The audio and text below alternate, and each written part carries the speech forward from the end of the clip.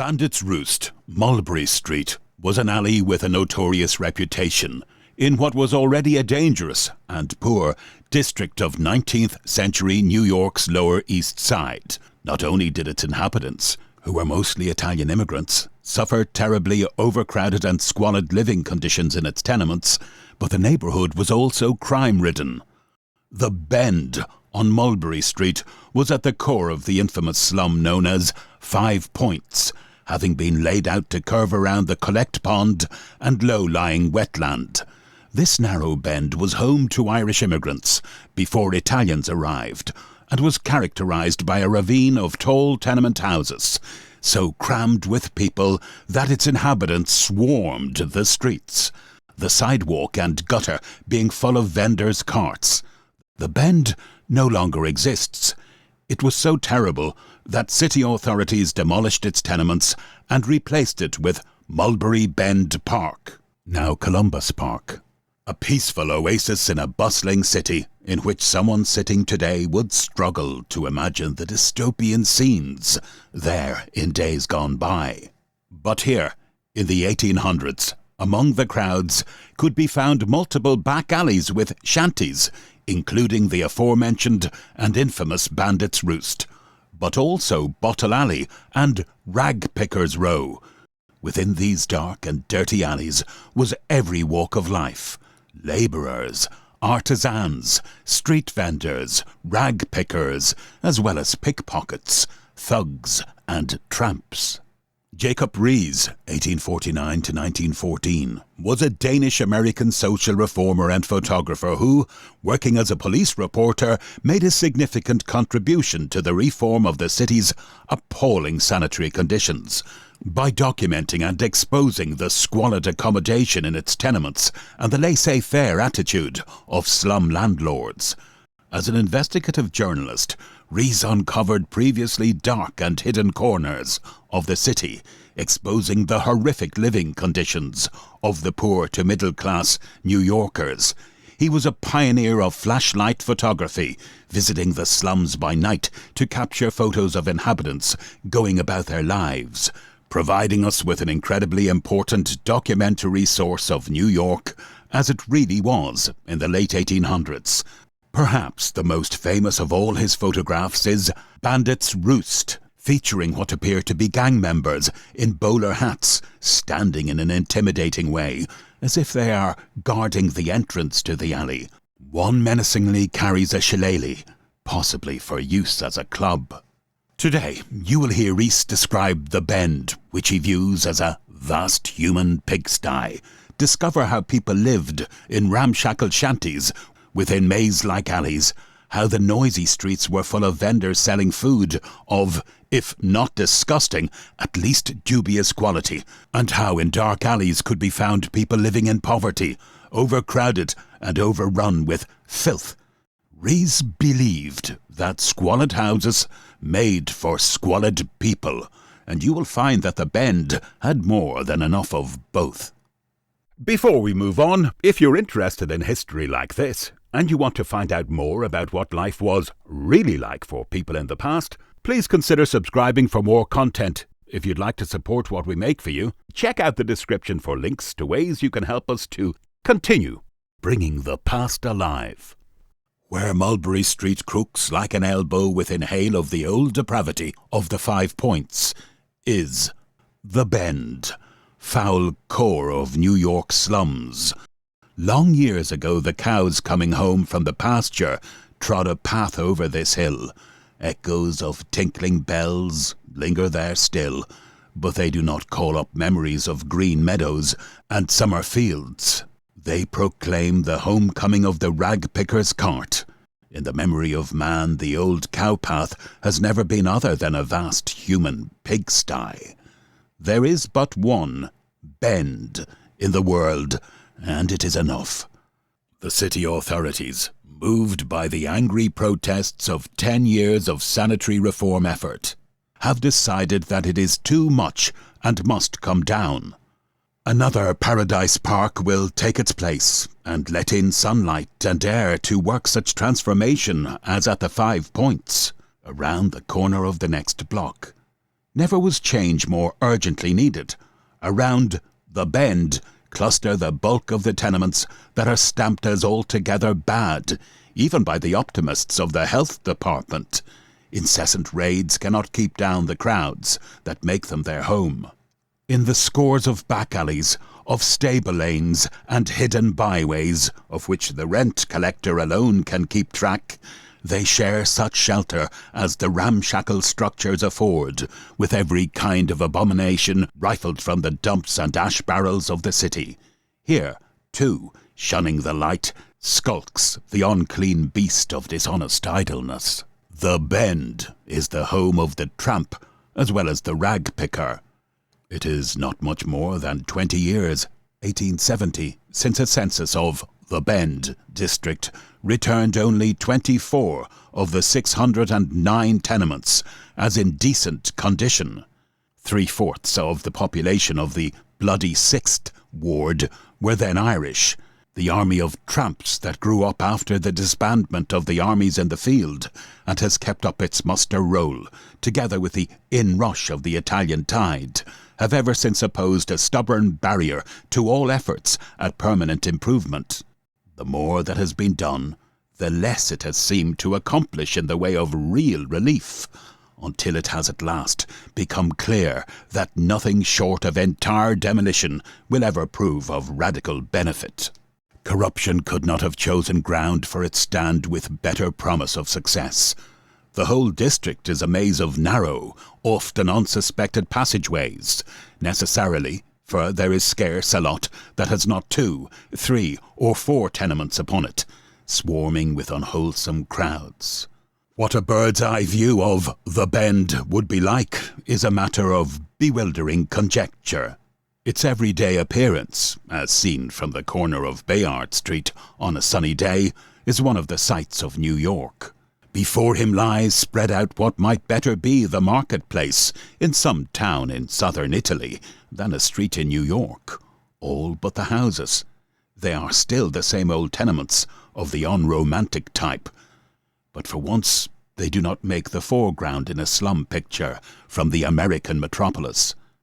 The interest centres not in them, but in the crowd they shelter, only when the street is not preferable, and that with the Italian is only when it rains or he is sick. When the sun shines, the entire population seeks the street, carrying on its household work, its bargaining, its love-making on street or sidewalk, or idling there when it has nothing better to do. Along the curb, women sit in rows, young and old alike, with the odd head covering, haggling over baskets of frowsy weeds. Some sort of salad, probably. Stale tomatoes, and oranges not above suspicion. Ash barrels serve them as counters, and not infrequently does the arrival of the official cart en route for the dump cause a temporary suspension of trade until the barrels have been emptied and restored. Hucksters and peddlers' carts make 2 rows of booths in the street itself, and along the houses is still another, a perpetual market doing a very lively trade in its own queer staples, found nowhere on American ground, save in the Bend. 2 old hags, camping on the pavement, are dispensing stale bread, baked not in loaves, but in the shape of big wreaths, like exaggerated crullers, out of bags of dirty bed-tick. There is no use disguising the fact. They look like they probably are old mattresses mustered into service under the pressure of a rush of trade. Stale bread was the one article the health officers, after a raid on the market, once reported as not unwholesome. It was only disgusting. Here is a brawny butcher, sleeves rolled up above the elbows and clay pipe in mouth, skinning a kid that hangs from his hook. They will tell you with a laugh at the Elizabeth Street police station that only a few days ago, when a dead goat had been reported lying in Pell Street, it was mysteriously missing by the time the offal cart came to take it away. It turned out that an Italian had carried it off in his sack to a wake or feast of some sort in one of the back alleys. On either side of the narrow entrance to Bandit's Roost, one of the most notorious of these is a shop that is a fair sample of the sort of invention necessity is the mother of in The Bend. It is not enough that trucks and ash barrels have provided 4 distinct lines of shops that are not down on the insurance maps to accommodate the crowds. Here have the very hallways been made into shops, 3 feet wide by 4 deep. They have just room for one. The shopkeeper, who himself within does his business outside, his wares displayed on a board hung across what was once the hall door. Back of the rear wall of this unique shop, a hole has been punched from the hall into the alley, and the tenants go that way. One of the shops is a tobacco bureau, presided over by an unknown saint, done in yellow and red. There is not a shop, a stand, or an ash barrel doing duty for a counter that has not its patron saint. The other is a fish stand full of slimy, odd-looking creatures, fish that never swam in American waters, or, if they did, were never seen on an American fish stand, and snails. Big awkward sausages, anything but appetizing, hang in the grocer's doorway, knocking against the customer's head, as if to remind him that they are there waiting to be bought. What they are, I never had the courage to ask. Down the street comes a file of women, carrying enormous bundles of firewood on their heads, loads of decaying vegetables from the market wagons in their aprons, and each a baby at the breast supported by a sort of sling that prevents it from tumbling down. The women do all the carrying, all the work one sees going on in The Bend. The men sit or stand in the streets, on trucks, or in the open doors of the saloons, smoking black clay pipes, talking and gesticulating as if forever on the point of coming to blows. Near a particularly boisterous group, a really pretty girl with a string of amber beads twisted artlessly in the knot of her raven hair has been bargaining long and earnestly with an old granny, who presides over a wheelbarrow load of second-hand stockings and faded cotton yarn, industriously darning the biggest holes while she extols the virtues of her stock. One of the rude swains, with patched overalls, tucked into his boots, to whom the girl's eyes have strayed more than once, steps up and gallantly offers to pick her out the handsomest pair, whereat she laughs and pushes him away with a gesture which he interprets as an invitation to stay. And he does, evidently to the satisfaction of the beldame, who forthwith raises her prices 50% without being detected by the girl. Red bandanas and yellow kerchiefs are everywhere. So is the Italian tongue. So are the ristorantes of innumerable Pasquales. Half of the people in the Bend are christened Pasquale, or get the name in some other way. So are the banks that hang out their shingle as tempting bait on every hand. There are half a dozen in the single block, steamship agencies, employment offices, and saving banks, all in one. So are the toddling youngsters, bow-legged half of them, and so are no end of mothers, present and prospective, some of them scarce yet in their teens. Those who are not in the street are hanging halfway out of the windows, shouting at someone below. All The Bend must be, if not all together, at least half out of doors when the sun shines. In the street, where the city wields the broom, there is at least an effort at cleaning up. There has to be, or it would be swamped in filth overrunning from the courts and alleys where the rag-pickers live. It requires more than ordinary courage to explore these on a hot day. The undertaker has to do it then. The police, always. Right here, in this tenement on the east side of the street, they found little Antonia Candia, victim of fiendish cruelty. Covered, says the account found in the records of the Society for the Prevention of Cruelty to Children, with sores. Abuse is the normal condition of The Bend. Murder its everyday crop, with the tenants not always the criminals. In this block between Bayard Park, Mulberry and Baxter Streets, The Bend proper, the late Tenement House Commission counted 155 deaths of children in a specimen year, 1882. Their percentage of the total mortality in the block was 68.28, while for the whole city the proportion was only 46.20. The infant mortality in any city or place as compared with the whole number of deaths is just considered a good barometer of its general sanitary condition. Here, in this tenement, number 59.5, next to Bandit's Roost, 14 persons died that year, and 11 of them were children. In number 61, 11, and 8 of them not yet 5 years old. According to the records in the Bureau of Vital Statistics, only 39 people lived in number 59.5 in the year 1888. 9 of them little children. There were 5 baby funerals in that house the same year. Out of the alley itself, number 59, 9 dead were carried in 1888, 5 in baby coffins. In the model tenement across the way at numbers 48 and 50, where the same class of people live in greater swarms, 161 according to the record, but under good management and in decent quarters, the hearse called that year only twice, once for a baby. The agent of the Christian people who built that tenement will tell you that Italians are good tenants, while the owner of the alley will oppose every order to put his property in repair, with the claim that they are the worst of a bad lot. Both are right, from their different standpoints. It is the standpoint that makes the difference, and the tenant.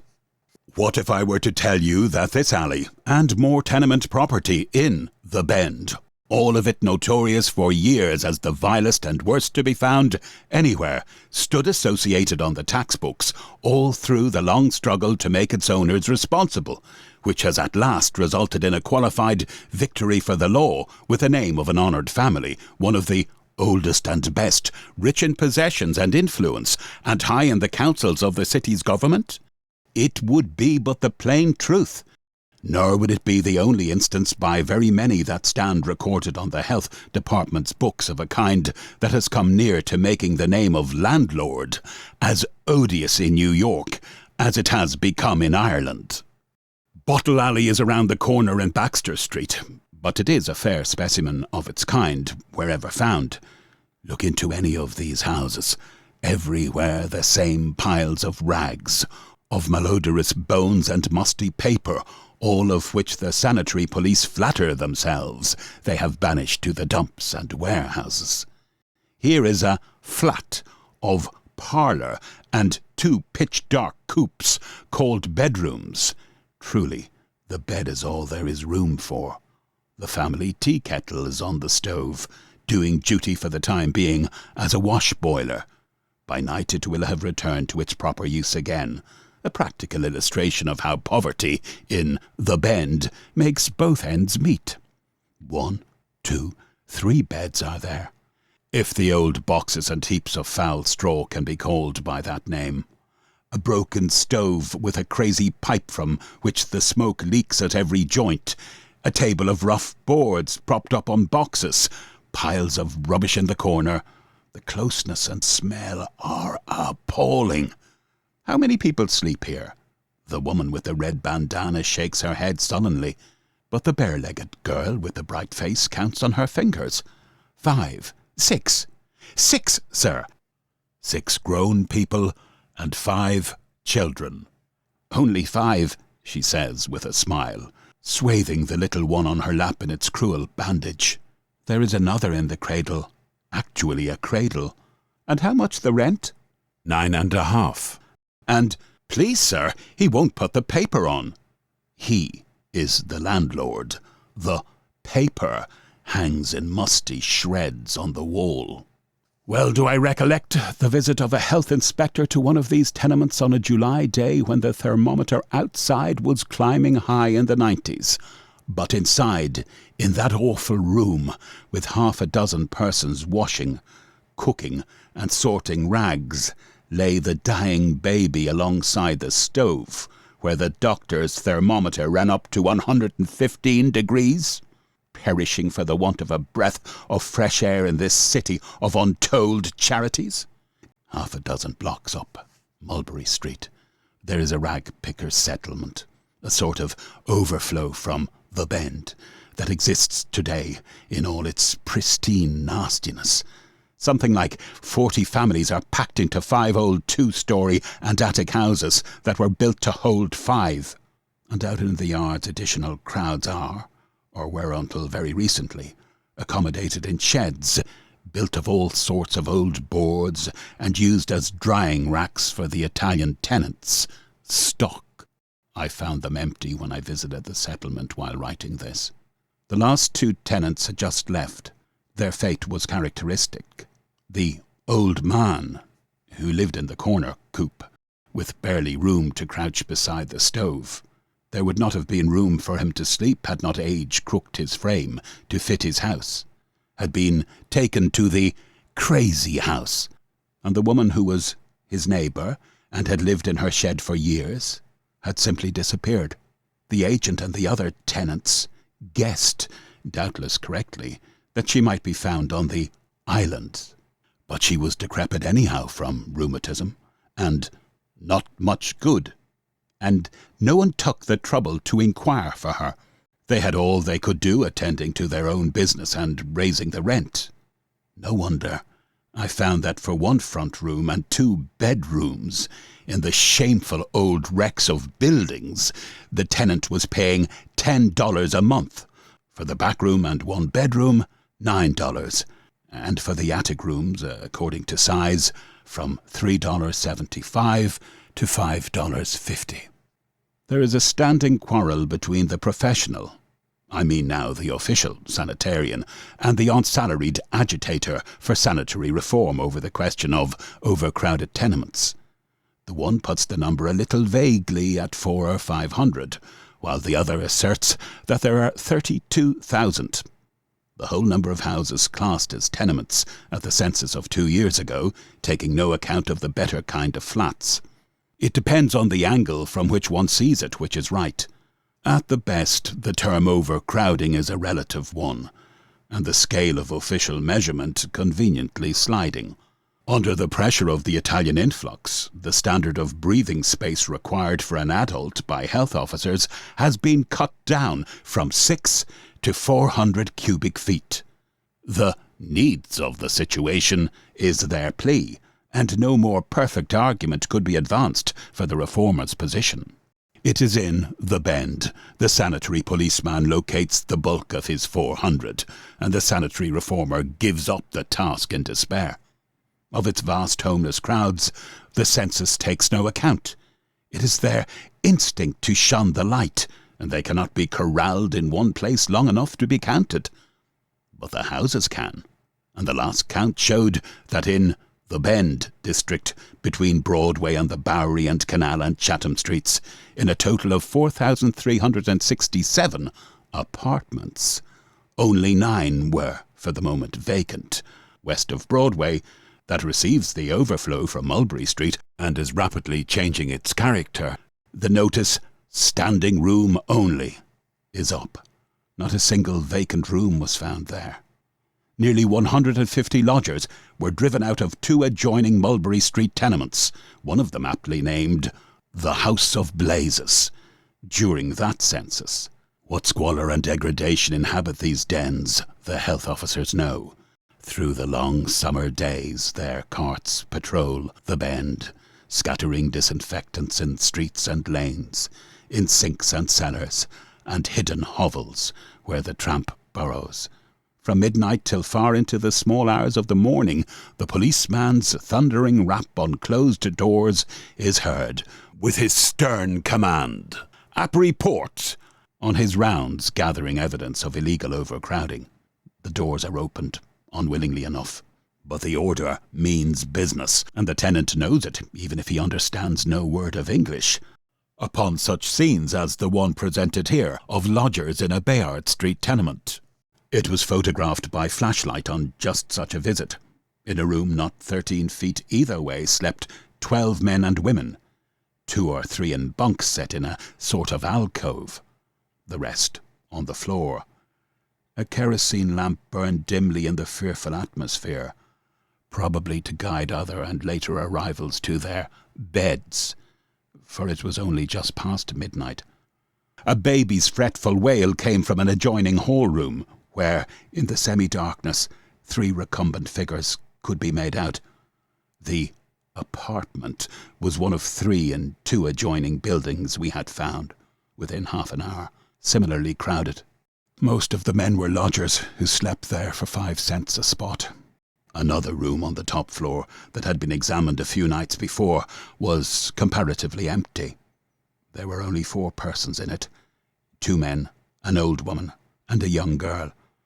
The landlord opened the door with alacrity and exhibited with a proud sweep of his hand the sacrifice he had made of his personal interests to satisfy the law. Our visit had been anticipated. The policeman's back was probably no sooner turned than the room was reopened for business.